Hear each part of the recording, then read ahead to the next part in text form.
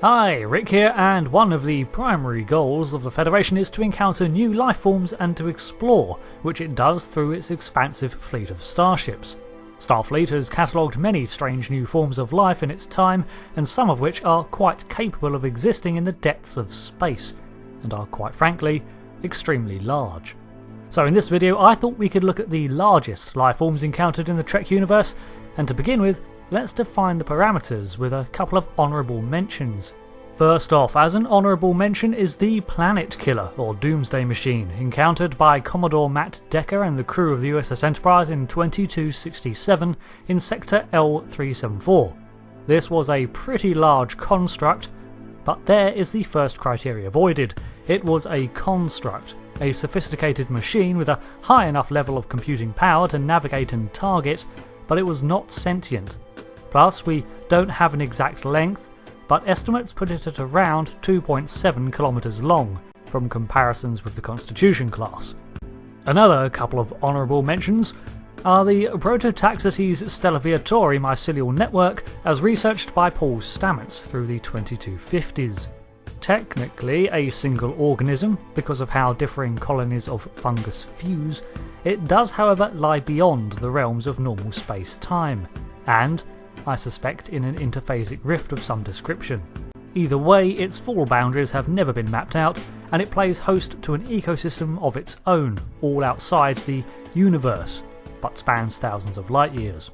For this reason too, I'm not going to include Nagilium, as it was encountered by the Enterprise D in 2365, and originally I remembered it as a single organism, but on reviewing the episode, found that the Enterprise was actually pulled into a hole in space in the Morgana Quadrant, where it exited from the standard reality and was then at the mercy of the immortal, extra-dimensional, formless being.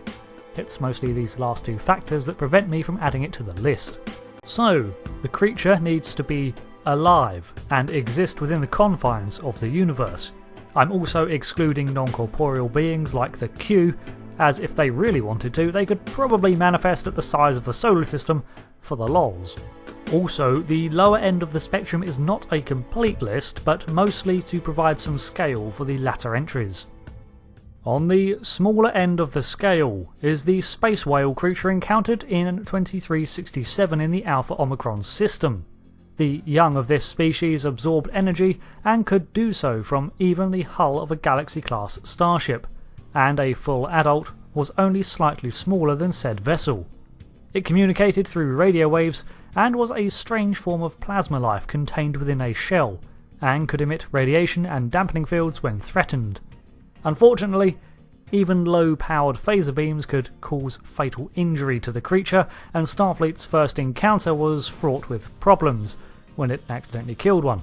They were able to at least save the child of the species, nicknamed Junior, and delivered it to 3 others of its species.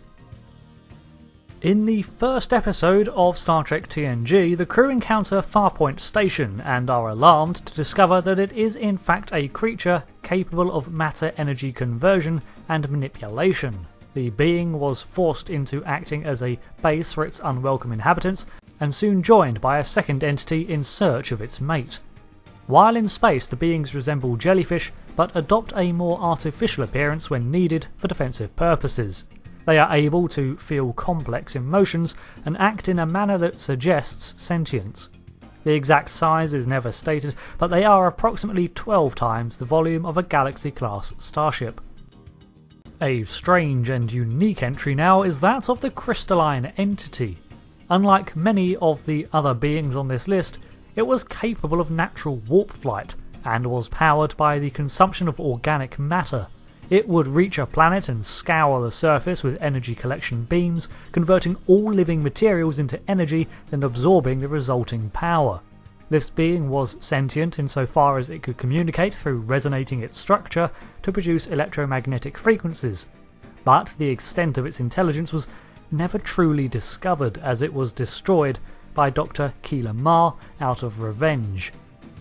The being did not seem to be malevolent, simply feeding, and Starfleet would have preferred to find a way to steer the creature away from inhabited locations than outright kill it. It was estimated as hundreds of meters in size, around 1.9 to 2 kilometers in length based on on-screen comparisons.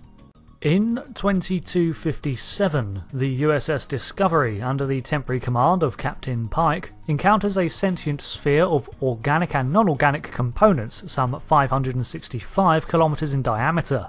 This being was at the end of its lifetime and was seeking to pass on its accumulated knowledge.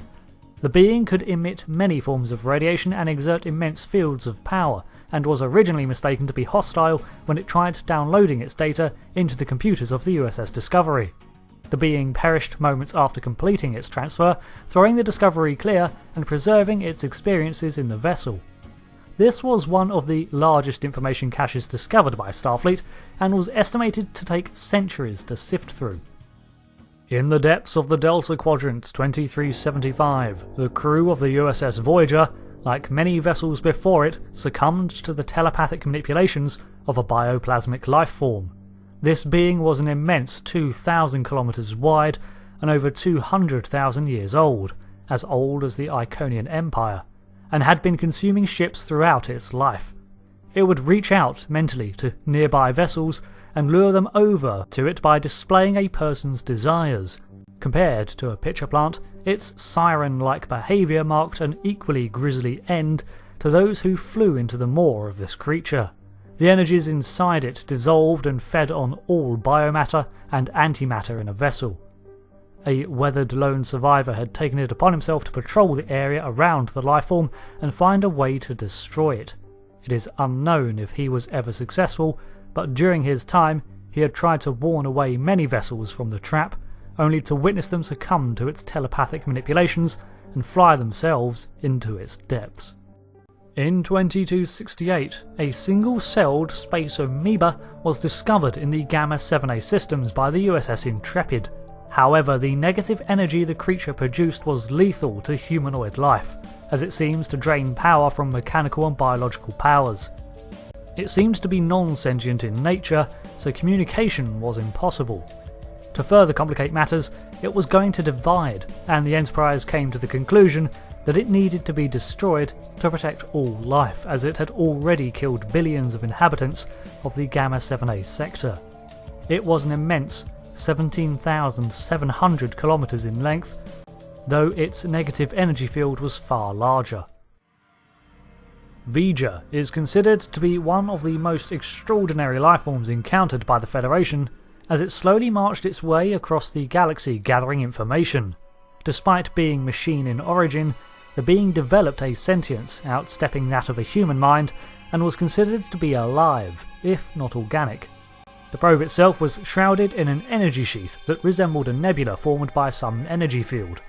This ambient field was over 2 AU in size, matching the orbital diameter of the Earth around the Sun. It could be traversed, and within its shroud lay the body of the craft itself. Parts of it were comprised of pure energy, while other segments contained extra-dimensional readings of its accumulated knowledge. The body of Viga was not measured in full, but estimated to be around 78 kilometers in length, so the size of this depends on whether or not the energy field is part of Viga or merely a byproduct of its function. Meanwhile, across the universe, Captain Janeway is in dire need of caffeine and finds a nucleogenic nebula that contains high levels of Omicron particles, which can be used to supplement Starship energy reserves. This nebula is an untypically reserved one in scale, being only 7 AU in size, but unusually dense with hydrogen, helium and other more complex materials inside of it. On closer examination, the crew realise that they had in fact traversed into a form of life when they noticed a myriad of reactions that paralleled bodily functions. They had inadvertently shanked the creature with the USS Voyager and left a gaping hole. The ship repaired the site of impact, suturing the wound, and departed the organism with a fresh reminder that life out there may be unfamiliar and far more complex than it first appears. The immense size and more intangible nature of this being make it hard to be recognised as a lifeform, and it was unknown what level of thought, if any, it possessed. But the being was most definitely alive, making it the biggest form of life encountered by Starfleet that dwelt within the confines of our universe. And Janeway stabbed it for coffee. So there we have it. A rundown of 8 of the biggest living creatures encountered by Federation vessels, as well as a couple of honourable mentions. Can you think of anything that I missed? I think I was fairly thorough, and could not find anything larger than the nucleogenic cloud creature. But hey, there very well could be. Again, I'm not counting the mycelial network itself, as it lies mostly beyond the universe with only its spore-producing elements present in real space. And I'm still confused as to if a fungal network is classified as a single organism when it is grown from separate colonies. Mushrooms are weird. Anyway, thanks again for watching, and until the next video, I've been Rick. Thanks again and goodbye.